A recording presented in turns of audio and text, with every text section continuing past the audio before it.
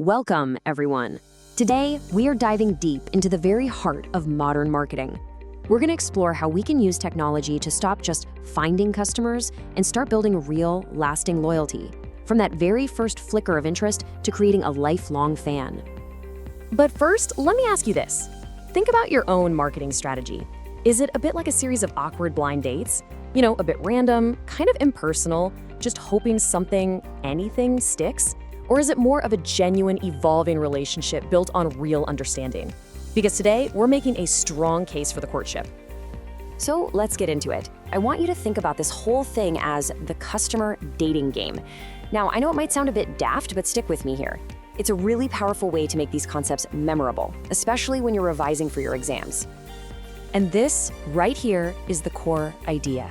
Let's be honest, you would never meet someone for the very first time and immediately ask them to marry you, would you? Of course not. The same rule applies to marketing. Our efforts have to match the stage of the relationship. You can't just bombard a brand new prospect with your biggest, most expensive offer. You have to earn the right to do that first. Okay, so how do we actually navigate this journey? How do we go from that first slightly awkward hello to treating someone like the absolute VIP they are? Well, it all comes down to understanding the different stages of the relationship. So here it is. We're calling this the relationship ladder. It's 5 clear stages that will take someone from being a total stranger to a powerful advocate for your brand. Let's break down each of these steps and figure out what the right marketing dating move should be for each one. First up, the new lead.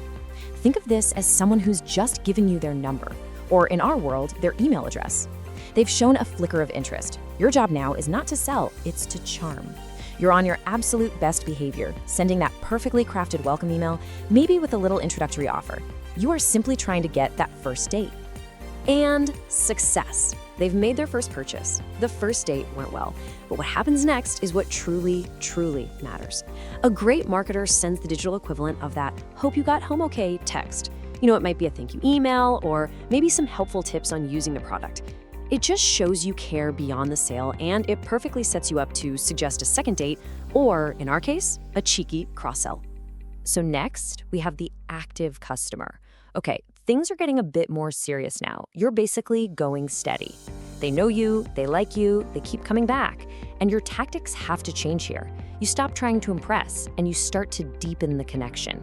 This is where you bring in things like personalized recommendations and exclusive access. You're treating them like a future VIP. But sometimes things go quiet. This is the at-risk customer. They haven't been in touch for a bit.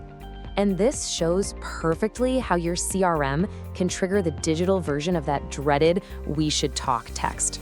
You might start with a gentle "we miss you" email. If that doesn't work, well, we can all get a bit desperate sometimes and send the "here's 20% off, please come back" offer.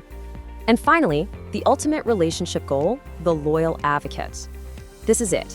You are basically putting a ring on it. These are your best customers. You shower them with VIP perks, you reward their loyalty, and then you ask them to become part of the family, to tell their friends all about how brilliant you are. This is that magic point where your loyal customers become your best marketing channel. So we've walked down the aisle, but as anyone in a long-term relationship will tell you, that's when the real work actually begins. It's all about nurturing that connection and, well, keeping the spark alive. And if you need a cold, hard business reason why this matters, here it is. This is a number you absolutely need to remember. It can cost 5 to 7 times more to win a new customer than it does to keep an existing one. Retention isn't just fluffy stuff, it's a commercial necessity. So how do we do it? This table right here is your cheat sheet. Think of these tactics as relationship moves. A post-purchase follow-up is that thoughtful text. A replenishment reminder for their vitamins is like leaving a helpful note on the fridge. A loyalty program is that surprise just because gift. And a referral incentive? That's you getting them to introduce you to their brilliant friends. And this isn't just theory. Let's look at the masters of the game. Tesco Clubcard, a true British pioneer from the 90s, was using data to send personalized mailers when no one else was. Fast forward to today, and you have the Starbucks app, which knows your favorite drink and pings you a personalized double star day offer in real time. It feels personal because it is personal. But here's a big word of warning. Safeway famously copied Tesco's loyalty card, but it failed spectacularly. Why? Because technology is only ever a tool. The takeaway here is that a loyalty card without a data strategy is just a useless piece of plastic. It's like getting engaged without ever having a real conversation. It's completely doomed from the start. Now, managing all these relationships at every single stage for thousands of customers, that's a monumental task. You need help. So allow me to introduce your new best friend, your ultimate assistant, your AI wingman. So what do we really mean by AI in this context? Think of it this way. If your CRM is the brain holding all your customer data, AI is the turbo boost and the crystal ball. It handles the boring, repetitive tasks, and, much more excitingly, it helps predict what your customers are gonna do next. And here's what your new AI assistant can do for you. AI chatbots can handle basic queries around the clock. Next best action tells your sales team what to do next. Predictive lead scoring tells them who's ready to buy right now. It even tidies up your database. But perhaps its most powerful skill is its ability to listen for emotion. We've all had an email like this one land in our inbox. All caps, multiple exclamation marks. Your stomach just sinks. You see a problem, a really big one. But this is the magic of AI. Your human eye sees a complaint. Your AI, through something called sentiment analysis, sees a golden retention opportunity.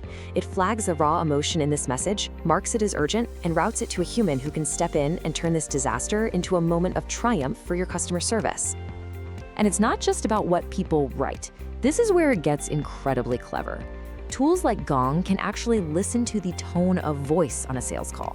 It can detect that slight hesitation when pricing is mentioned, that change in pitch, and flag it. It's giving your sales team a superpower, the ability to hear the subtext. Okay, let's bring all this together. We've been on a journey from a first introduction to having an AI-powered wingman.